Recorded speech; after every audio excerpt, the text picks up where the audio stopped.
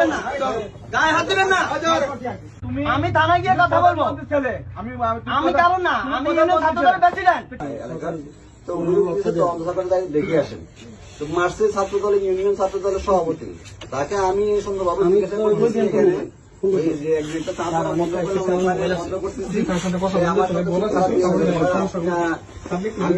কথা শুনেন, কথা আমি শুনতে পারবো না, আমি থানায় যাবো, আমি মঞ্জুর ভাইয়ের শালক।